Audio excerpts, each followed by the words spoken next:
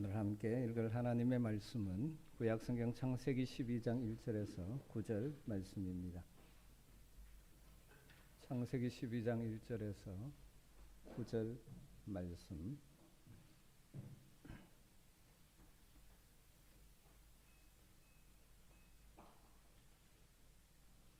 말씀을 한 절씩 교독합니다. 여호와께서 아브라함에게 이르시되 너는 너의 고향과 친척과 아버지의 집을 떠나 내가 내게 보여줄 땅으로 가라.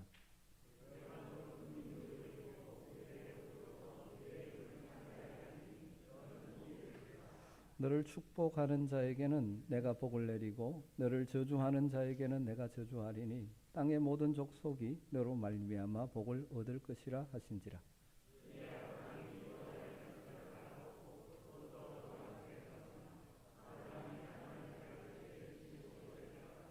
아브라함이 그의 아내 사레와 조카 롯과 하란에서 모은 모든 소유와 얻은 사람들을 이끌고 가나안 땅으로 가려고 떠나서 마침내 가나안 땅에 들어갔더라.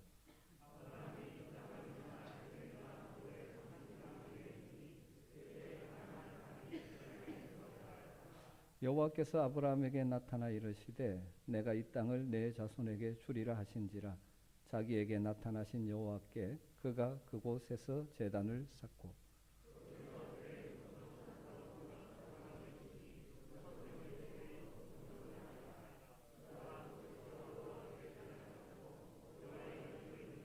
같이 읽습니다. 점점 남방으로 옮겨갔더라.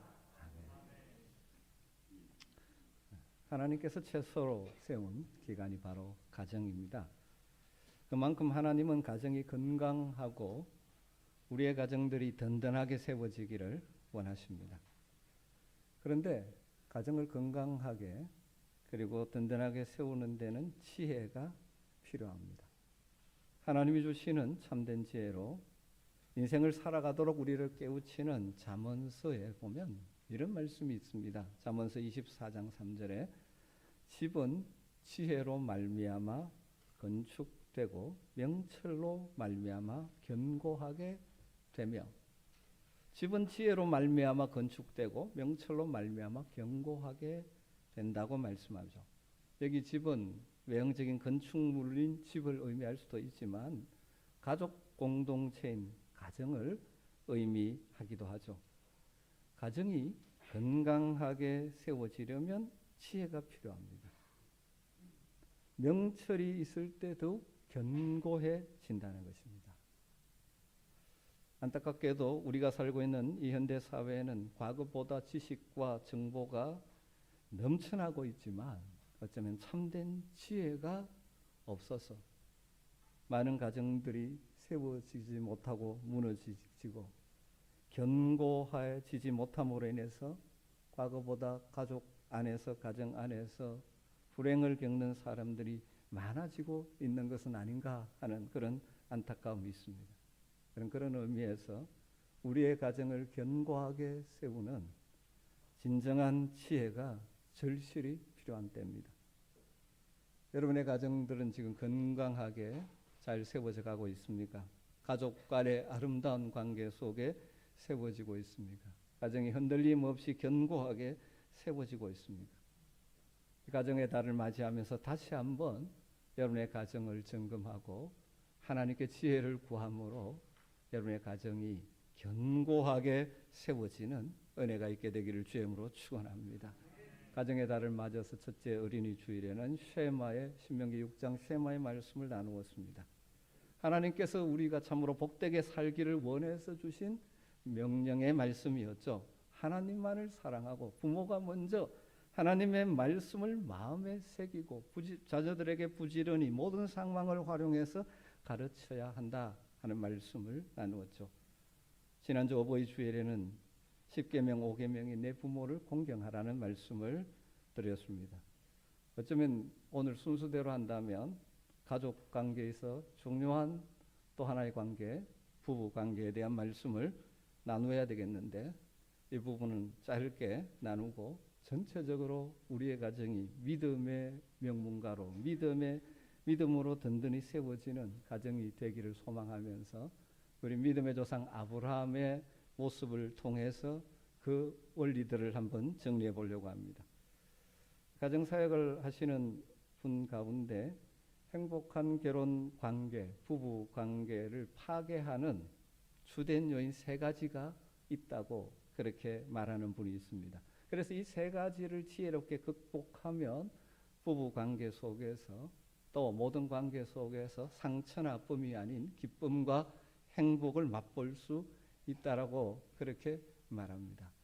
첫 번째가 결혼 생활에 대한 비현실적인 기대를 극복해야 된다. 그렇게 말합니다. 세상은 우리에게 결혼 생활에 대해서 비현실적인 기대를 하게 만들 때가 많다는 것이죠.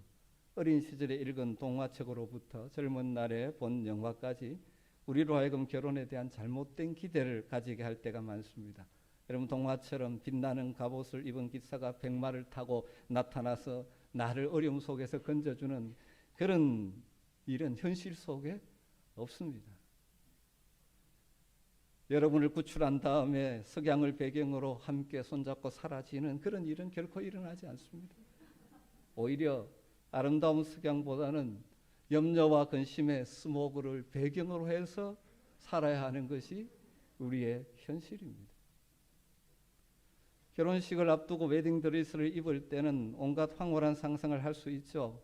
결혼식장의 신부는 참 아름답습니다. 그날의 주인공인 것은 분명합니다. 하지만 결혼식이 끝나면 신부도 그 화려한 드레스를 입고 결혼 생활을 하지 않습니다. 또 실제 삶이 시작되면 더 이상 들러리가 좌우에 서서 시중 들지도 않습니다. 흔히 많이 착각하는 것이 소울메이트를 만나야 된다.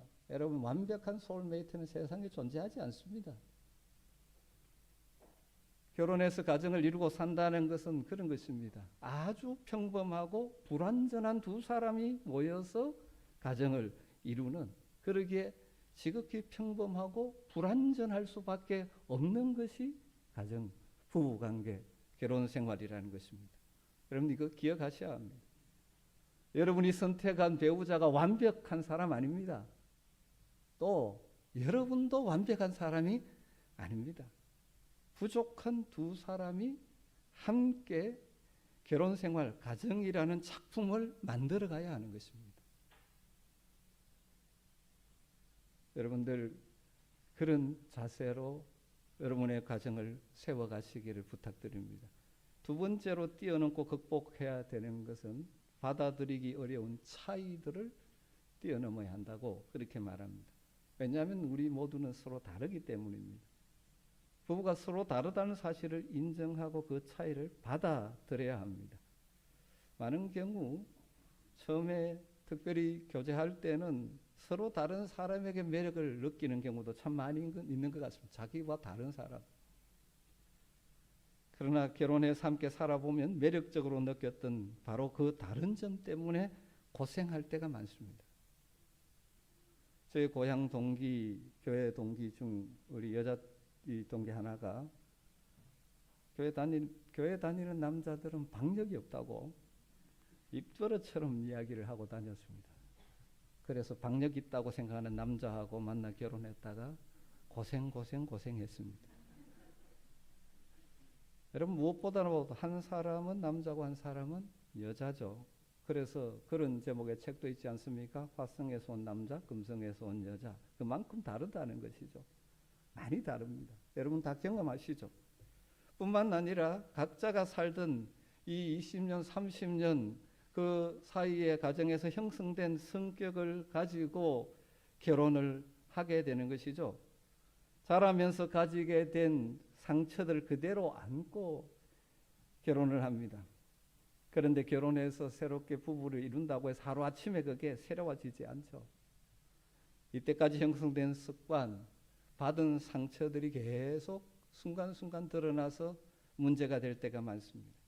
그렇기 때문에 행복한 결혼 생활을 유지해 가려면 그 차이를 인정하고 함께 살아가는 법을 훈련하고 배워가야 합니다. 그냥 참고 지내라는 말이 아니죠. 상대방의 모습 그대로를 존중하면서 시작하라는 것이죠. 그 차이를 기뻐하고 하나님께서 그 차이를 사용하신다는 사실을 알고 접근하라는 것입니다. 여러분, 하나님께서 우리의 인격을 성숙시키실 때 사람들과의 관계 속에 부딪힘, 차이를 통하여 우리를 성숙시키실 때가 참 많습니다. 그럼 두 사람의 차이가 하나님이 즐겨 사용하시는 성화의 도구, 우리를 성숙시키는 도구도 된다는 사실을 아시면 참 좋을 것 같습니다. 그 차이로 인한 갈등 또 어려움을 잘만 반응하면 우리가 성숙해져 갑니다. 그런데 잘못 반응하면 서로에게 상처를 주고 아픔을 주고 깨어지고 심지어 갈라서게 되기도 하는 것이죠. 하나님께서 서로 다른 사람을 만나게 하셔서 그 차이를 통하여 우리를 성숙시켜 가시고자 한다는 하나님의 관점으로 서로를 볼 수 있다면 우리는 더 성숙해가는 관계 속에 하나님 주시는 행복을 맛보게 될 것입니다. 그리고 이건 여러분 경험해 보셨지만 하루아침에 되는 것이 아니죠. 시간이 많이 걸리는 과정들입니다.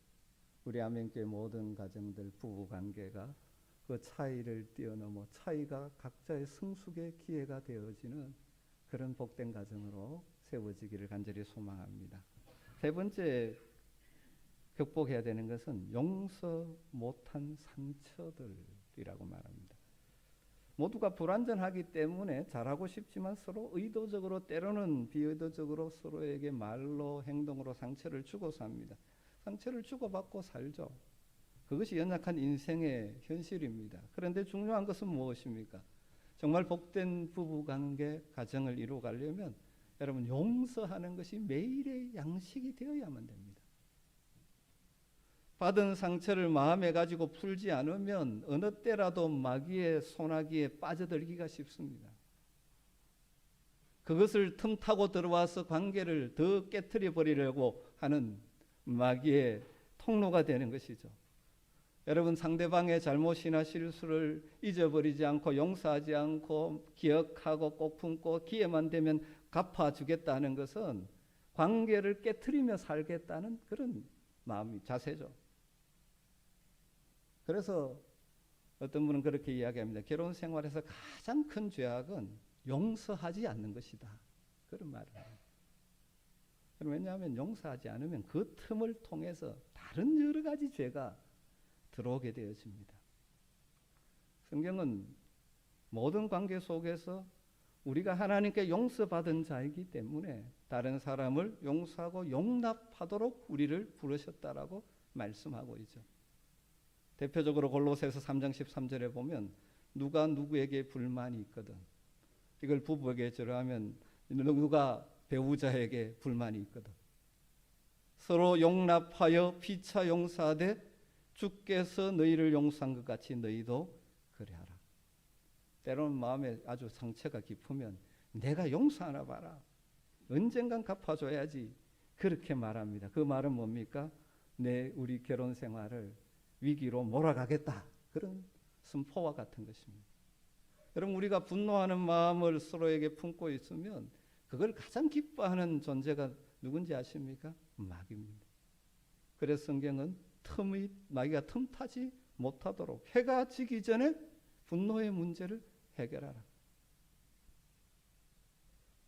사랑하는 아멘의 가족 여러분, 저나 여러분이나 또 여러분의 가정을 이루고 있는 부부가 다 부족하고 연약한 존재라는 사실을 인정하시고 또 서로 다름이 불편하고 때로는 힘들지만 하나님이 이것을 통해서 나를 성숙시키시는 도구라고 받아들이고 서로를 용서하고 용납함으로 여러분의 가정을 점점 더 견고한 가정으로 세워가시길 주님으로 축원합니다.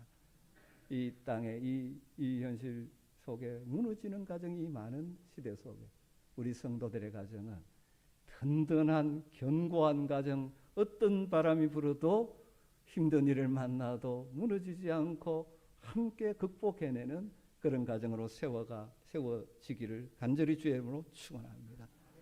이런 지혜도 필요하죠. 그러나 가장 근본적으로 우리의 가정이 견고하고 복된 가정이 되려면 모든 가족이 여호와를 경외하는 가정이 되어야 합니다. 시편 128편 1절에 이렇게 말하죠. 여호와를 경외하며 그의 길을 걷는 자마다 복이 있도다. 여호와를 경외하며 그의 길을 걷는 자마다 복이 있도다. 우리 아멘의 모든 가정들이 여호와를 경외하는 가정 되기를 주의 이름으로 축원합니다. 여호와를 경외하는 그런 삶의 자세가 여러 가지로 설명할 수 있겠지만 오늘은 우리가 믿음의 조상이라고 부르는 아브라함의 가정의 모습을 보면서 여호와를 경외하는, 그래서 하나님이 정말 복 주셔서 든든하게 세워지는 그 가정의 중요한 특징 두 가지를 말씀드리고 싶습니다. 첫 번째는 하나님의 말씀에 순종하는 삶, 하나님의 말씀에 순종하는 가정이 되어져야 하는 것이죠. 하나님을 경외하는 믿음은 하나님의 말씀에 순종하는 것으로 표현되어지는 것입니다. 하나님을 경외합니다, 하나님 신뢰합니다 말하면서 하나님의 말씀을 무시하는 것은 그것은 경외가 아니죠. 하나님께서 아브라함에게 나타나셔서 그에게 말씀을 주셨죠. 그 말씀에 아브라함은 순종의 발걸음을 옮겨갔습니다. 무슨 명령을 주셨습니까? 하나님 말씀이 무엇입니까? 창세기 12장 1절에 보면 여호와께서 아브라함에게 이르시되 너는 너의 고향과 친척과 아버지의 집을 떠나 내가 내게 보여줄 땅으로 가라. 그렇게 말씀하셨습니다. 두 가지죠. 떠나라, 가라. 하나님이 아브라함을 부르시면서 그의 고향 친척 아버지 집을 떠나라고 말씀합니다. 아브라함은 당시 번영하고 있는 도시, 어쩌면 그곳에 자리 잡고 있는 풍요를 누리고 있었을지도 모르죠. 그러나 그 땅을 떠나라고 하나님 말씀하셨습니다. 그리고 하나님께서 보여줄 땅으로 가라고 말씀하셨죠. 여러분, 우리에게도 이 말씀의 원리는 적용되어집니다. 우리가 하나님의 부름을 받아 하나님의 백성이 되었을 때 우리가 떠나야 할 삶의 자리가 있다는 것입니다. 그리고 우리가 새롭게 향하여 나가야 될 땅이 있다는 것이죠. 여러분, 우리를 하나님의 자녀로 하나님의 백성으로 부르셨습니다. 이 부르심 속에는 과거에 하나님 없이 살던 삶의 자리에서 떠나라는 하나님의 요구가 포함되어져 있는 것이죠. 신약의 에베소의 표현대로 하면 유혹의 욕심을 따라 과거에 살던 욕망을 따라 살아가는 썩어져가는 옛 습관들, 그런 그것을 따르는 옛 사람의 삶의 자리를 떠나라고 말씀하시고 그리스도 안에서 새롭게 지음받은 새로운 피조물로서 살아가는 삶의 길을 향하여 나가라고 말씀하시는 것이죠. 여러분, 이것도 가정에 적용해 봐야 합니다. 우리의 가정들이 혹시 하나님이 떠나라고 말씀하셨음에도 떠나지 못하고 붙잡고 있는 것은 혹시 없으십니까? 이 시간 성령께서 깨우쳐 주시기를 원합니다. 떠나야 말씀하시는 것을 떠날 수 있기를 바랍니다. 우리의 가정이 하나님이 기뻐하시는 가정, 그래서 든든히 세워지는 가정이 되기 위해서 떠나야 할 것, 버려야 할 것이 무엇인지 성령께서 여러분에게 깨닫게 해주시기를 주의 이름으로 축원합니다. 그래서 떠날 수 있으면 좋겠습니다. 그것이 여러분을 계속 묶고 있는 것은 무엇입니까? 하나님은 떠날 뿐만 아니라 하나님이 보여주실 곳을 향하여 가라고 명령하십니다. 가정에 지금 우리의 가정이 하나님께서 지시하시는, 하나님이 가기를 원하는 그 방향으로 가고 있는가? 오늘 질문해 보십시오. 하나님께서 때를 따라 우리에게 그분의 말씀을 들려주시면서 우리로 하여금 이렇게 가라고 계속 말씀하지 않습니까? 우리는 다 연약한 존재이기 때문에 이 세상을 살아가다 보면 나도 모르게 방향을 잃어버릴 때가 있죠. 그래서 개인적으로 말씀을 묵상하든지 주일의 예배를 통하여 하나님의 말씀이 들려질 때 이 말씀과 내 삶을 비교해 보며 내가 지금 바른 방향으로 가고 있는지 말씀으로 우리의 삶의 방향을 늘 재조정하면서 한 걸음 한 걸음 나가는 것이죠. 하나님께서 아브라함에게 떠나라고 말씀하시면서 가라고 말씀하시면서 정확하게 어디로 가라고 말하지 않고 내가 보여줄 곳으로 가라고만 말씀하셨습니다. 그러니까 아브라함은 최후의 목적지에 도착할 때까지 하나님의 인도하심을 신뢰하며 한 걸음 한 걸음 가는 것이죠. 여러분 그렇습니다. 우리가 걸어가는 인생의 길도 그렇고 우리의 가정이 정말 하나님이 가기를 원하시는 그 길을 간다는 것이 딱 눈에 보이는 목표로 하나님께서 주실 때도 있지만 대부분은 하루하루 매 순간 매 순간 말씀으로 우리를 인도해 가실 때가 많습니다. 그래서 여러분의 인생도 그렇고 여러분의 가정도 그렇고 늘 하나님의 말씀에 하나님의 인도하심에 열려 있어야 합니다. 하나님 어떻게 가기를 원하십니까? 물으셔야 하죠. 그리고 하나님의 음성을 듣고 들려지는 말씀에 적극적인 순종의 자세가 필요한 것입니다. 여러분 어떻습니까? 여러분의 삶에 이러한 순종의 걸음이 나타나고 있습니까? 아주 오래된 예화, 옛날에 많이 오래 신앙생활 하신 분들은 들었던 예화 가운데 이런 예화가 있습니다. 어느 날 옛날 이야기입니다. 부자가 섣달 금음날 종들에게 볏짚단을 던져주면서 새끼 손가락보다 가늘게 새끼를 꼬라고 그렇게 말합니다. 그러니까 종들이 불평이 터져 나오죠. 우리 주인 참 지독한 주인이다. 이 섣달 금음날까지 새끼 꼬라는 일을 시킬 게 뭔가? 그것도 굵은 새끼가 아니라 손가락보다 가늘게 꼬라고 하니까 밤새 꼬아도 볏짚이 다 꼴 수 있겠나? 이런 생각을 하면서 어떤 종은 꼬다 말고 어떤 사람은 마음대로 그냥 굵게 막 꼬아버립니다. 그런데 어떤 종은 아무 불평 없이 주인이 시키는 대로 가느다라고 보기 좋게 이 새끼를 꼬았다고 하죠. 다음날 아침 주인이 커다란 주머니를 들고 와서 말합니다. 모두 들어라. 작년 한 해 동안 너희들 나를 위해서 너무 많이 수고했다. 이제 너희들이 어제 꼰 그 새끼의 이 엽전을 마음껏 끼어가라. 옛날 돈 중간에 구멍이 있지 않습니까? 마음껏 끼어가라. 얼마든지 가져가라. 끼울 수 있는 만큼. 그래서 이 말을 들은 종들이 어쩔 줄 몰라 똑하죠. 엉성하게 꼰 새끼에는 이 돈 엽전이 끼어지지 않기 때문에. 물론 이야기입니다. 나는. 그런데 우리 하나님은 이 부자와 비교가 되지 않는 분이시죠. 전지전능하시고 사랑이 많으신 하나님이십니다. 그리고 무엇보다 우리의 인생의 모든 것을 아시는 분이십니다. 그분이 하시는 말씀입니다. 우리는 제한된 이성과 경험을 가지고 모든 것을 해석하고 살아갑니다. 그러다 보니까 하나님의 말씀이 때로는 이해되지 않을 때도 참 많이 있습니다. 그러나 하나님의 말씀에 순종하는 자들에게 하나님의 인도하심과 약속이 실현되는 복이 있다는 사실을 기억하시면 좋겠습니다. 내가 때로는 내 머리로 이해되지 않아도 하나님이 말씀하시면 순종의 발걸음을 옮겨놓고 모든 가족이 함께 그 길을 걸어간다면 복 있는 가정이 될 것입니다. 예레미야 선지자를 통해 하나님께서는 이렇게 강력하게 간곡하게 우리에게 이렇게 말씀하고 계십니다. 예레미야 7장 23절에 너희는 내 목소리를 들으라.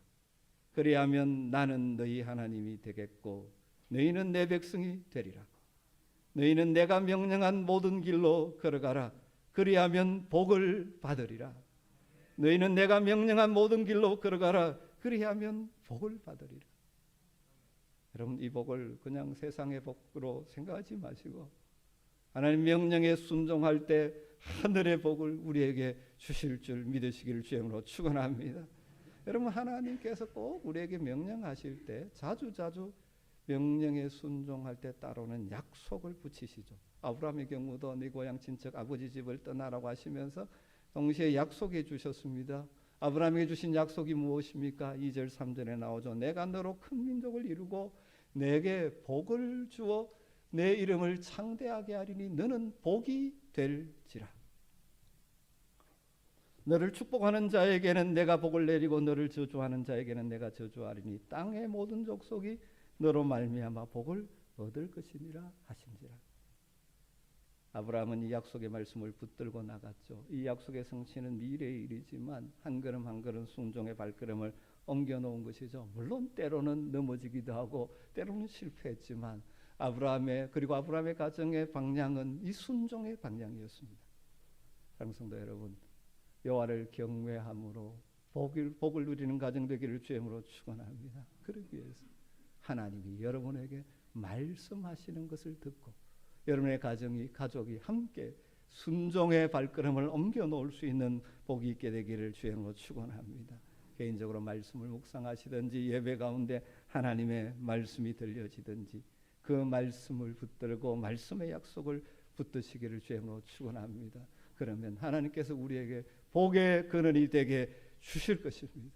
우리가 복을 누리고 여러분의 가정이 믿음의 가정으로 든든히 세워지면 여러분의 가정을 통하여 많은 사람들에게 하나님의 복이 흘러가는 복의 통로가 될 줄로 믿습니다. 우리 그리스도인들은 우리 하나만 잘 사는 자들로 머물러서는 안 되죠. 성도의 가정은 항상 주변에 하나님의 복을 흘려보내야 할 줄로 믿습니다. 두 번째로 아브라함을 통해서 우리가 배울 수 있는 참으로 복 있는 인생, 복 있는 가정을 세워갈 수 있는 원리는 하나님을 예배하는 삶을 살아야 한다는 것입니다. 말씀에 순종해서 가나안 땅에 들어간 아브라함과 그 가족의 삶의 중요한 한 가지 특징이 오늘 말씀에 나와 있죠. 하나님께 제단을 쌓는 것입니다. 7절과 8절을 보면 여호와께서 아브라함에게 나타나 이르시되 내가 이 땅을 내 자손에게 주리라 하신지라. 자기에게 나타나신 여호와께 그가 그곳에서 제단을 쌓고 거기서 베델 동쪽 산으로 옮겨 장막을 치니 서쪽은 베델이요 동쪽은 아이라. 그가 그곳에서 여호와께 제단을 쌓고 여호와의 이름을 부르더니. 우리의 믿음은 하나님을 예배하는 삶의 태도로 나타나야 합니다.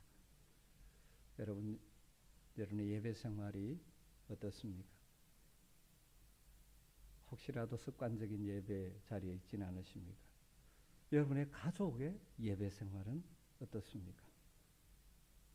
부모로서 먼저 예배 생활에 모범을 보일 수 있기를 바랍니다. 자녀들이 함께 예배할 수 있도록 최선을 다해야 합니다. 자녀들이 커버리면 더 이상 말이 먹히지 않죠. 그러나 모든 가족이 하나님을 예배하는 자가 되기를 소망하며 기도하시기를 바랍니다. 여러분의 가정에, 우리 모두의 가정에 예배가 살아있고 예배가 회복되기를 간절히 소망합니다. 여러분의 예배 생활을 방해하는 것이 무엇입니까? 여러분의 가정이 예배하는 가정이 되는 것을 방해하는 것이 무엇입니까? 참 많죠. 바쁜 현실들, 또 이런저런 일들. 여러분 그것을 극복하고 예배하는 성도, 예배하는 가정으로 세워가시길 주님으로 축원합니다. 늘 부탁드리는 대로 일주일에 한 번은 가족이 함께 모여 예배하는 여러분 가정교회를 꼭 세우시기를 주님으로 축원합니다. 자녀들이 다 떠났습니까? 그럼 둘이서 모여서 예배하고 손잡고 기도하시고 자녀들을 위해서 축복하시는 가정 예배를 회복하시면 좋겠습니다. 또 우리가 2년여 이상 코로나19로 인해서 함께 모여 예배드리는 것이 쉽지 않았습니다. 그러다 보니 어쩔 수 없이 영상으로 가정에서 예배를 드려야 할 때도 있었죠. 하지만 이제 온전한 예배를 회복해야 될 때가 된 것 같습니다. 혹시라도 그 가정에서 영상으로 드리는 예배가 익숙해지고 편안해져 버린 분들은 없으십니까? 물론 코로나가 완전히 끝나지 않았습니다. 그러기에 기저질환이 있으시거나 특별히 형편이 있으신 분들은 어쩔 수 없기는 하지만 다른 모든 일은 다 하면서 예배 자리에 이전처럼 나오지 못하는 분들이 있다면 다시 한번 이 말씀 앞에서 자신을 돌아보며 예배를 회복했으면 참 좋겠습니다. 이번 주 우리 교단 신문, 기독신문 주필 목사님이 쓰신 칼럼에 보니까 그런 내용이 있으십니다. 이제 일상으로 돌아가자 그러는데 아직까지 성도들이 예배 자리에 다 나오지 않아 많이 비어 있는데 주말 여행 가느라고 공항 주차장에는 차들이 가득 찬 그 사진을 보면서 마음이 아프다는 내용 100% 저도 동감하는 마음입니다. 사랑하는 성도 여러분, 우리가 복된 인생, 또 우리의 가정이 정말 하나님이 복을 주시는 가정으로 세워지기를 원한다면 우선순위가 분명해야 합니다. 하나님을 예배하는 삶에 우선순위를 둘 수 있게 되기를 주의 이름으로 부탁을 드립니다. 사랑하는 성도 여러분, 저는 우리 아멘교회 속한 모든 성도들의 가정이 믿음 안에서 든든히 세워지는 가정 되기를 간절히 소망합니다. 정말 어떤 일이 있어도 이 세상이 쉽지 않죠. 그러나 가정이 믿음 안에서 든든히 세워지면 어떤 것도 능히 이겨낼 수 있을 줄로 믿습니다. 이 말씀 앞에서 한번 돌아보십시오. 여러분의 가정은 정말 하나님이 떠나라고 한 것을 다 떠났습니까? 그리고 하나님이 가라고 하시는 방향으로 현재 가고 있으십니다. 늘 하나님의 말씀에, 하나님의 인도하심에 열려있는 믿음의 가정으로 세워가시기를 부탁드립니다. 하나님께서 선하게 인도해 주실 줄 믿습니다. 그리고 여러분, 할 수 있는 대로 하나님을 예배하는 성도가 되고 예배하는 가정으로 만들어 가시기를 간절히 부탁드립니다. 그렇게 살아갈 때 하나님이 약속하신 대로 우리가 하나님의 복을 누리고 하나님의 복을 흘려보내는 믿음의 가정으로 세워져 갈 줄로 믿습니다. 이 은혜가 모두에게 있기를 주의 이름으로 축원합니다. 기도하겠습니다. 하나님 감사합니다. 가정의 달을 보내면서 다시 한번 우리의 가정을 돌아보며 정말 하나님이 기뻐하시는 믿음의 가정으로 세워지기를 간절히 소망합니다. 주님, 우리의 가정 가운데 주인이 되어 주시옵소서. 늘 말씀하여 주시고 우리가 그 말씀에 열려있는 마음으로 한 걸음 한 걸음 순종해가는 우리의 가정 모든 식구들 되게 하여 주시옵소서. 예배하는 가정 되게 하여 주시옵소서. 사랑하는 우리의 자녀들이 혹시라도 믿음의 자리에서 떠나 있기 때문에 그들이 오기를 눈물로 기도하는 성도들도 우리 가운데 있는 줄 압니다. 주님이 가정의 달에 부모들이 올려드리는, 믿음의 부모들이 올려드리는 간절한 기도를 들으시고 하나님의 방법으로 역사하셔서 우리의 자녀들도 우리와 같은 믿음으로 살아가는 복을 누리게 하여 주시옵소서. 예수님의 이름으로 기도드리옵나이다. 찬송가